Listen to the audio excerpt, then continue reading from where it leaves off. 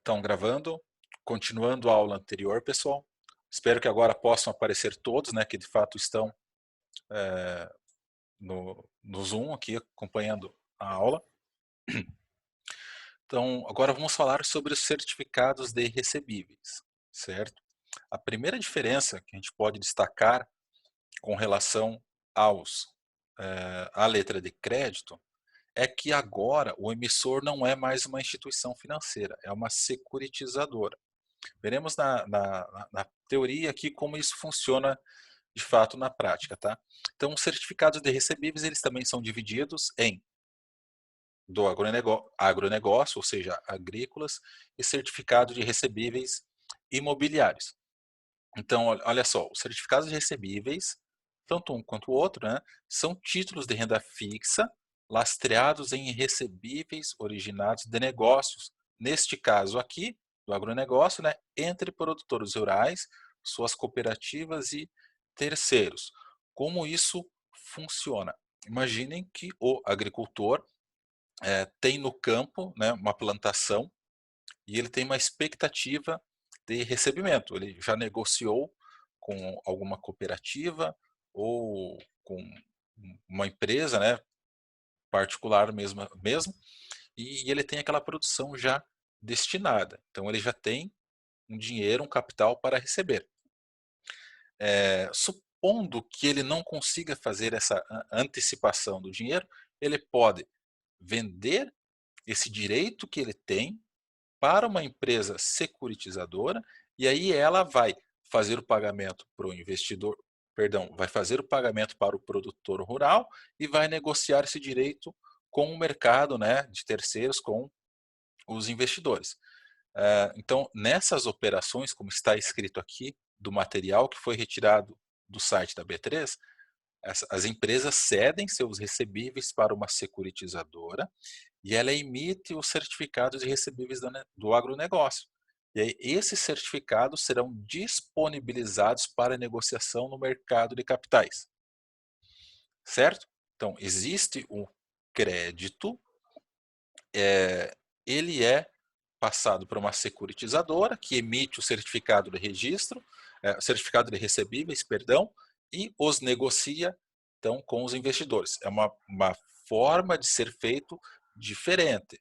Tá? Lá nas letras de crédito era a instituição financeira que captava recursos junto aos investidores e repassava esses recursos para os produtores rurais, no caso. Aqui não. Aqui o produtor rural tem um direito, né, de receber, por exemplo, na comercialização da produção dele, aí ele passa esse direito para a securitizadora e ela vende esse crédito que o agricultor teria para os investidores.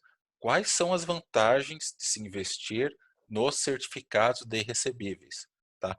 Então, é um investimento de renda fixa e o investidor tem a previsão do fluxo de caixa de remunerações e amortizações do título. Né? Funciona da mesma forma que a gente falou com relação às letras de crédito. Né? Você tem um prazo, você tem a renda não, a taxa de recebimento, né? A rentabilidade do título já, por, na maioria das vezes, já pré-definida, mas mesmo sendo pós, você tem pós-fixado, você tem uma noção, mais ou menos, com base no histórico, de quanto você vai receber.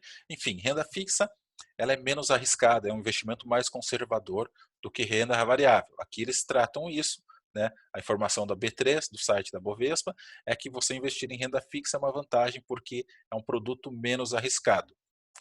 Ah, vamos ver. Os rendimentos dos certificados recebíveis também são isentos do imposto de renda, da mesma forma com que ocorrem com relação às letras de crédito. E aqui diz aqui que o regime fiduciário garante a segregação do risco da emissora. Ou seja, caso a securitizadora tenha dificuldades financeiras, o fluxo de pagamento para os investidores não será afetado, uma vez que os recebíveis estão segregados do patrimônio da emissora. O que que isso significa? A securitizadora, como ela não é o emissor de fato, não é ela que cria aquela situação, se ela for a falência, né, por algum motivo deixar de existir, o teu direito não está relacionado a ela diretamente, ou seja, é ao produtor rural. Vamos supor que ocorra esse evento, né, de falência da securitizadora. O agricultor, o produtor rural, neste caso dos recebíveis, né, do agronegócio, ele tem um direito sobre uma empresa qualquer que comprou a produção dele, mas ele ainda não entregou, tá? Então eles compraram e o produtor vendeu esse direito para a securitizadora, que repassou isso para o investidor. O investidor, para não receber o calote, entre aspas, ele pode, né, no caso de falência da securitizadora, ajuizar então uma ação e ir direto àquela empresa que comprou do produtor e pegar com eles essa rentabilidade, né? O capital investido e, no caso, os juros. É algo assim que fácil, né, falando, mas é uma forma de te garantir ainda mais que você de fato receba aquilo que você investiu, tá? Tem um probleminha só que a gente vai falar depois, mais para frente. Deixa eu só voltar aqui que eu errei. Da mesma forma, os certificados de recebíveis imobiliários, tá? Eu também considero eles mais comuns do que os do agronegócio, né? É, assim, essa informação eu queria passar para vocês, vou até deixar ela em vermelho, tá? Não há um investimento mínimo, porém a maior parte dos certificados e recebíveis imobiliários possuem um valor unitário de R$ 300.000. Então, essa modalidade de investimento dificilmente estará disponível para os pequenos e médios investidores. Em alguns casos, né, eu já percebi, já visualizei, que para você investir em CRI e CRA, existe uma exigência por parte dos órgãos de regulamentação de que você seja um chamado de investidor qualificado. Ou seja, não é para qualquer pessoa. E como eu faço para ser um investidor qualificado? A exigência que se tem é que você tenha aplicado, né, ou melhor dizendo, investido em aplicações um montante mínimo de R$ 1 milhão e, além disso, é necessário que você assine um termo, né, dizendo que você é um investidor qualificado. De forma resumida, é isso que aquele termo fala. Por quê, né?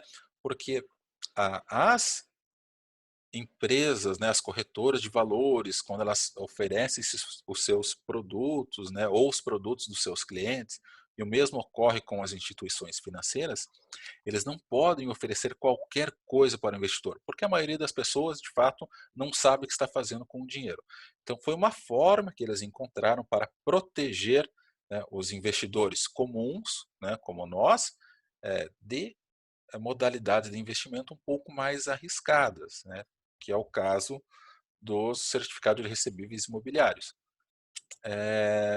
Então, né, para você fazer esse tipo de investimento, você além do capital elevado necessário, você também precisa já ter alguma experiência, né, anterior, já deve ter um capital investido suficiente que comprove que você é um investidor qualificado. Diferente do investidor profissional, que é uma outra terminologia usada, mas aí as exigências são muito maiores.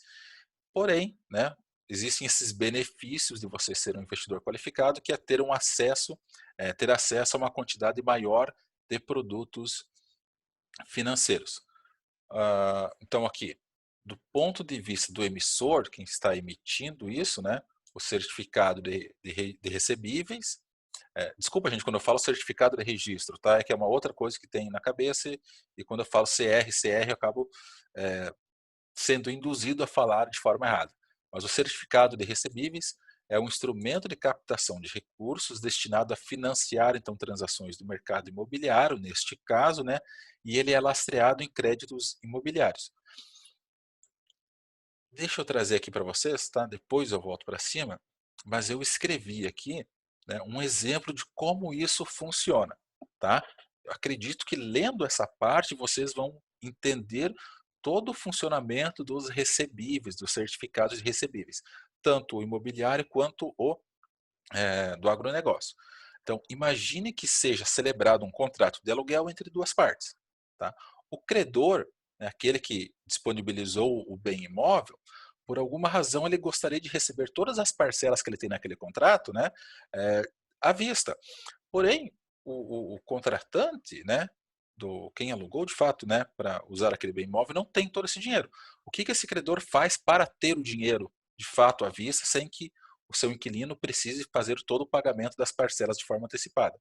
Ele busca uma securitizadora e vende esse crédito que ele tem. Então imagine que ele assinou um contrato, né, de locação daquele barracão, ou daquele apartamento, ou mesmo de uma casa, por 2 anos.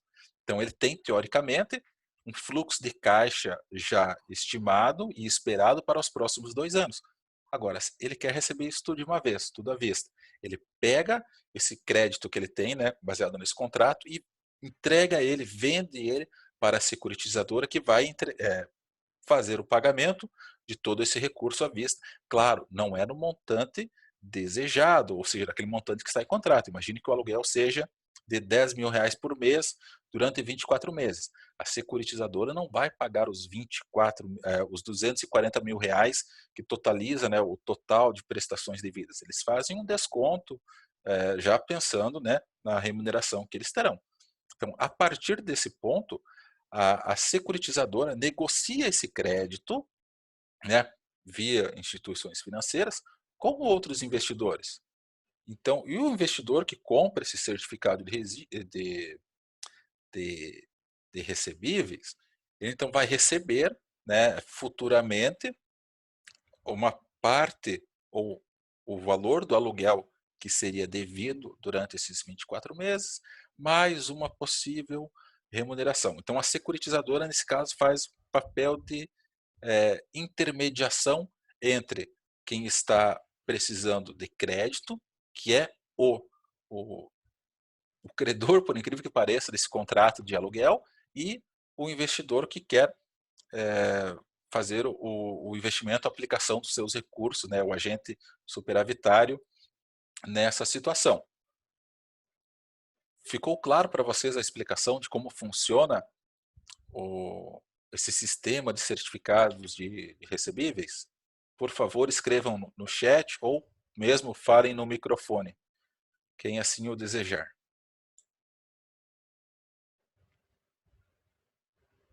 Ou não.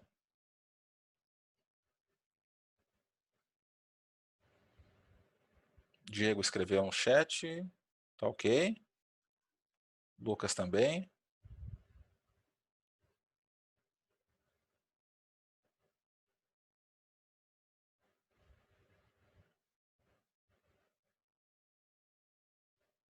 Tá, Micaela ok, Giovanni ok, Andressa, Samuel.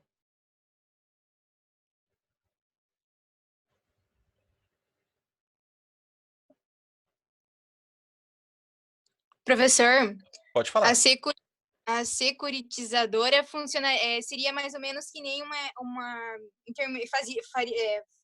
faz uma intermediação financeira para aqueles que precisam e para os que têm excesso, tipo que nem os agentes de intermediação financeira que você explicou lá no início da matéria? Isso, talvez não tenha sido um termo correto que eu utilizei a, a intermediação, tá? A securitizadora, então, ela compra um crédito e revende esse crédito para os investidores. Dependendo de como você entende, pode ser, de fato, uma intermediadora ou não. Entendeu? Entendi, sim. Aham. Entendeu? É que, é que assim, é como se ela fosse uma outra parte no negócio, né?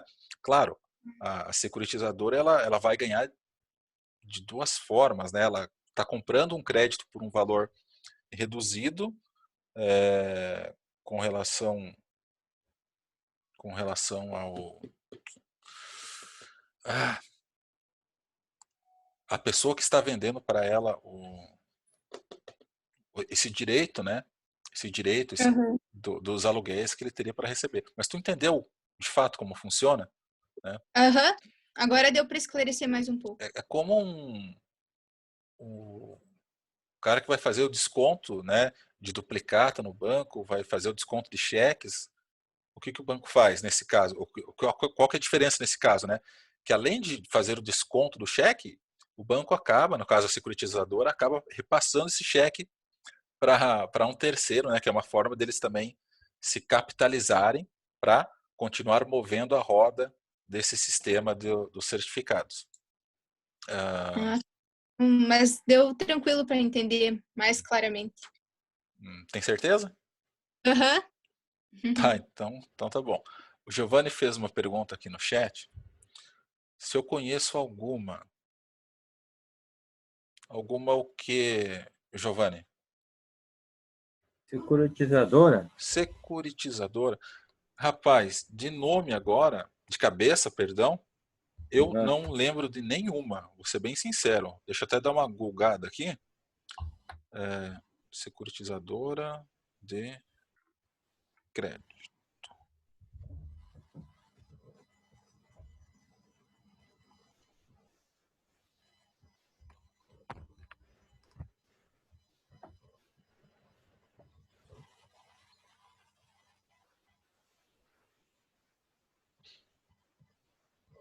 Não, pelos nomes que eu encontrei aqui, de fato, eu não conheço nenhuma securitizadora.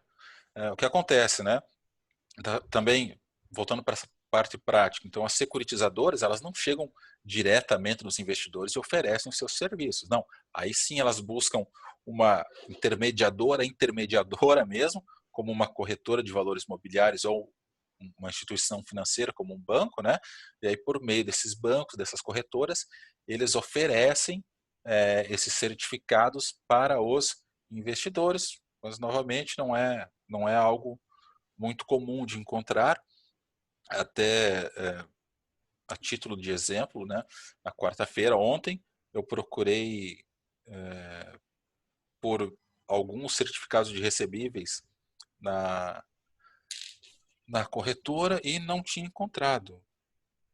Vou rapidinho aqui, gente, eu vou abrir o app aqui da minha corretora e vou ver se eles têm alguma informação hoje, agora, ah, sobre certificados, mas ele não está reconhecendo a minha digital. Que bacana.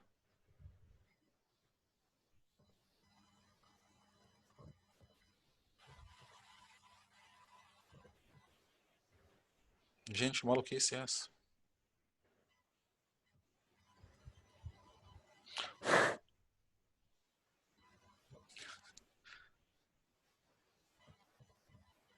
Só, só funciona ao vivo, tá?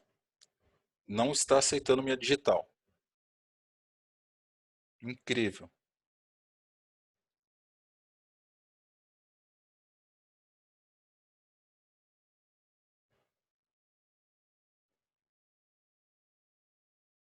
Espero que seja algum problema do sistema e não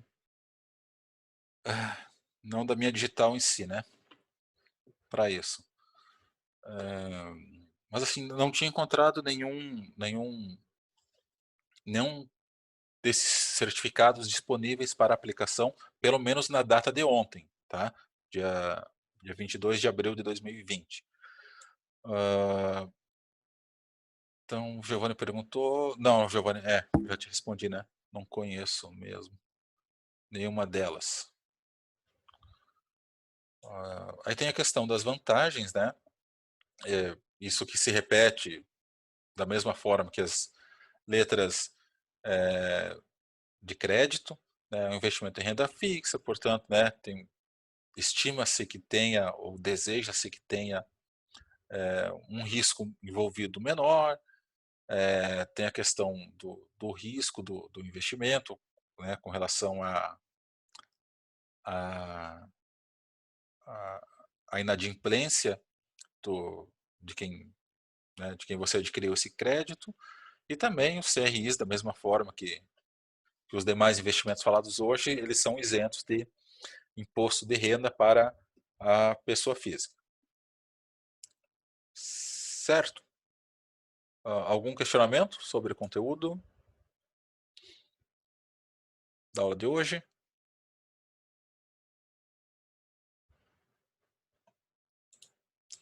Lembrando que eu não posso fazer recomendação, tá?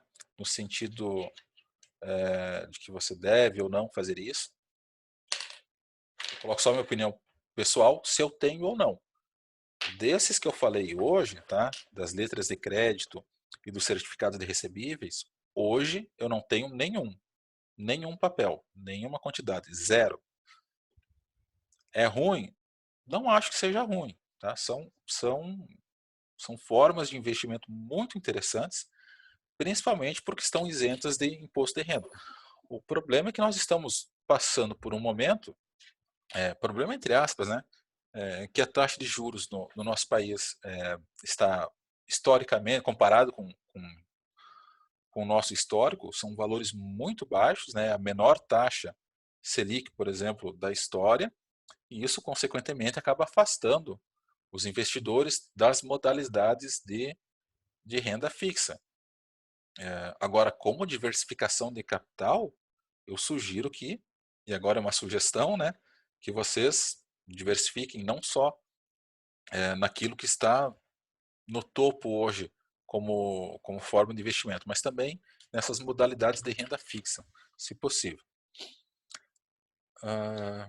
O Giovanni diz que as letras de crédito são meio que um tesouro direto. De certa forma, o seu raciocínio tem lógica, Giovanni. A diferença é que, no caso do Tesouro, você está emprestando capital para o governo federal. E aqui são para entidades, né, para organizações ou pessoas privadas e com a vantagem, no caso, né, das letras e dos certificados de recebíveis, que você não paga o imposto de renda. Tesouro Direto, você não está isento. Você tem que fazer aquele pagamento de acordo com a tabela regressiva, né, do imposto, que vai de 22,5% até o mínimo de 15%. E como está a carteira dos senhores? Lembra aquela carteira do site ADVFN? Como que está a rentabilidade daquilo?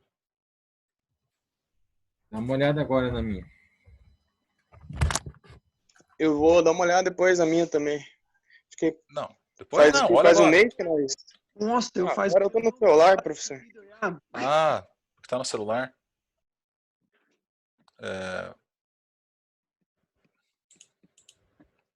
Tem muita tela aberta que eu não vou conseguir fazer a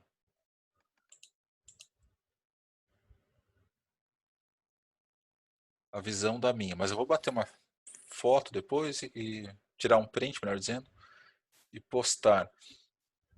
Alguém consegue? Bom, Mas olha, se meus investimentos render, eu vou comprar um fone que nem o do professor, cara. Aonde que olha mesmo, Esse fone aí é professor? milão.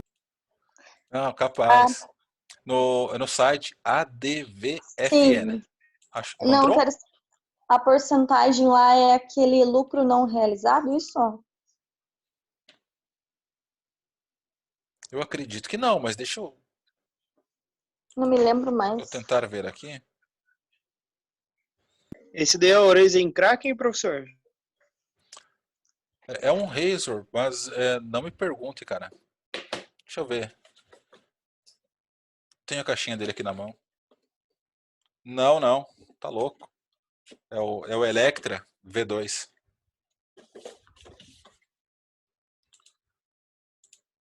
Mas o Electron também não tá muito barato. Ah, mas comparação com o Kraken, né? O Kraken é top de linha. Esse aqui é um produto mais de entrada deles. O Kraken é top, né? O custo-benefício também. Eu no caso precisei comprar mais na emergência aqui, né? Para poder usar o computador, porque aqui na cidade Não tinha nenhum. Até tinha um, comprei um. Deixa eu mostrar aqui. Esse aqui, ó. Só que ele é muito desconfortável.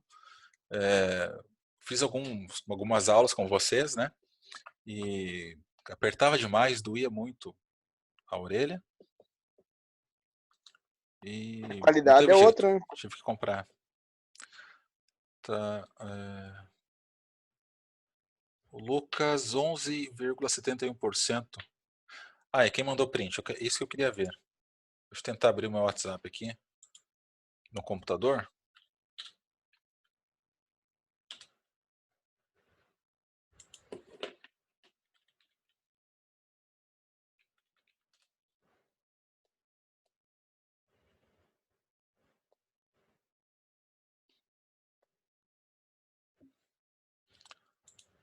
Aqui.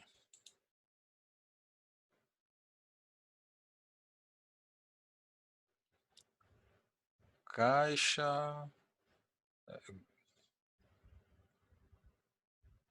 Deu 10 mil de lucro, mas assim, Giovanni, manda o print para nós, Uhum. não do total. Manda igual o Lucas mandou ali, da carteira, assim, com todos os ativos. Todos os ativos.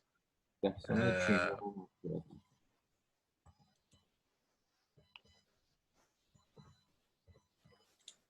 Deixa eu ver se eu consigo transportar a imagem para cá. Do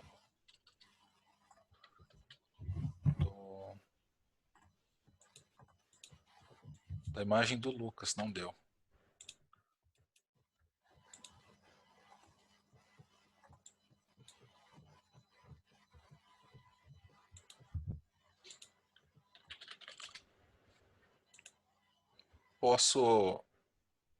Lucas, posso inserir aqui a imagem que tu mandou lá no chat do WhatsApp? Mandei lá, professor, também. Beleza. Inserir imagens. Espero que dê certo. Ficou bem pequenininho, né? Mas assim, tá, não importa tanto o que o Lucas comprou, né? O que ele fez. Olhem essa linha aqui, né? Tem a diferença de cores, né? Vermelho e azul, vermelho e azul. Isso aqui está representando a variação que esses ativos tiveram desde o momento que o Lucas fez, né, a aquisição dessa carteira. Ele escolheu os ativos, diversificou conforme foi sugerido, né? Ou até Kepler, Weber, o senhor comprou, Klabin, Natura. E vejam o seguinte, teve 3 ações aqui que deram um retorno negativo. Imaginem se o Lucas tivesse colocado todo o capital dele, né, em apenas um desses ativos com resultado negativo. Ele estaria perdendo capital. Ah, você poderia me dizer agora, pô, professor, mas também a gente pode olhar pelo outro lado. Você pode pegar um ativo dele aqui, a Petrobras, né, Petri 3, que tem um ganho até agora de 28%. E se ele tivesse comprado tudo em Petrobras? Bom, aí a gente vem na parte de probabilidades. Qual a probabilidade dele colocar todo o capital dele em uma única ação, em um único ativo e acertar que aquele ativo será o que de fato terá maior rentabilidade entre todos, né? É bastante arriscado e a gente, quando faz gestão de risco, a gente não pensa no melhor que pode acontecer. Quando você faz gestão de risco, você pensa no pior que pode acontecer naquela situação. Então, o pior seria ele colocar todo o capital em um único ativo financeiro e aquele ativo dar um retorno negativo para ele, ou seja, ele perder capital. Como que a gente então reduz esse risco? Como que você faz a gestão do risco dos teus ativos? Você diversifica o teu capital, né, abrindo mão de uma maior rentabilidade para ter uma possível maior rentabilidade, perdão, em troca então de você ter uma segurança maior do teu capital para você não correr o risco de perder tudo de uma vez só e sair xingando, dizendo que a bolsa é cassino e que é tudo manipulado e que os tubarões estão aí só para comer as sardinhas. O Giovanni também colocou lá no grupo. E a Andressa. E a Luriele.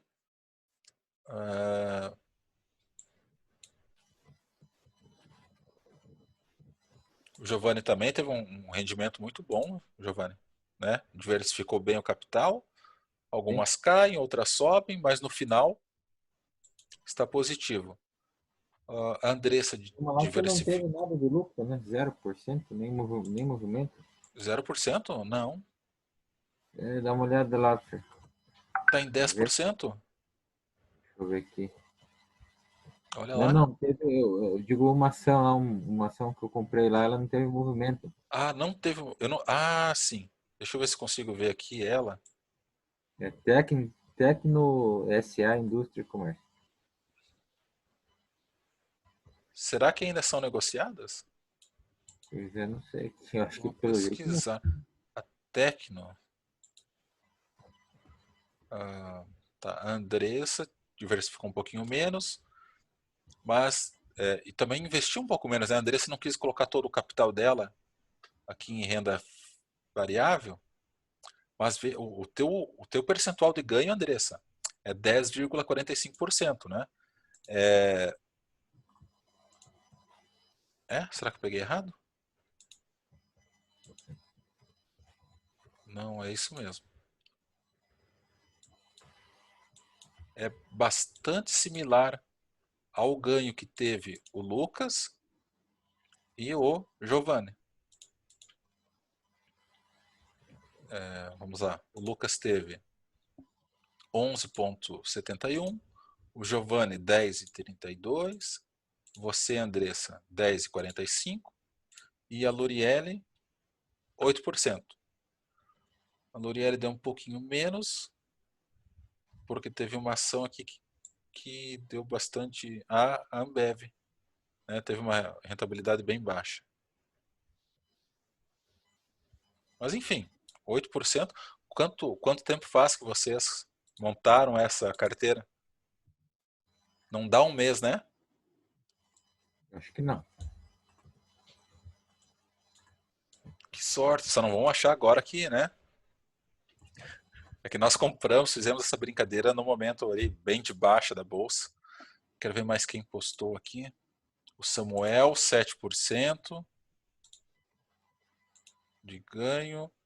A Micaela, ela não quis diversificar o capital, gastou bem pouquinho, né? Dos 100 mil reais, ela gastou 17 mil e pouco, não chegou a 18 mil. Onde é vaca? É que Não eu sei sei. que eu tô economizando, professor. Pra quê? Eu sei, uai. Ó, Pra que gastar tudo? você não está gastando, você está investindo. E assim, o restante do dinheiro ficou parado, é como se tu tivesse deixado ele no colchão. E ainda Ah, assim, não, professor. Eu não comprei mais, porque eu acho que vocês fizeram um dia naquela aula que eu tava sem internet lá. é verdade. Daí eu não tava, daí por isso que a minha ficou desse jeito aí. É verdade. É verdade. Samuel, 7,87, acho que tinha falado já, né? O Anderson, me parece que é aqui.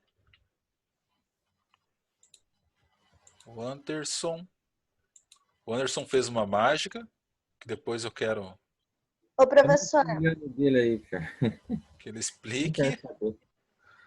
professor, Oi, no caso ali, o meu percentual seria aqueles 19 lá?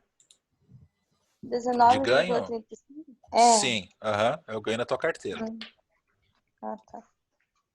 Você investiu, no caso, 17.700 e o valor hoje de mercado dos teus ativos é de 21.158. Esse Nene é jaguar, olha. É Não, porco. ele fez um malabarismo. Puro lucro, né? Aí? 200% de lucro. Ó, o Diego também, mesmo percentual, é bem parecido com os colegas, 11,48%, e também não aplicou todo o capital. É isso, gente. Mas eu apliquei quase todo, professor. É que eu comprei pouco, acho. Eu estava mais ou menos calculando aquele percentual que você tinha falado, só que acho que eu acabei calculando errado. E daí,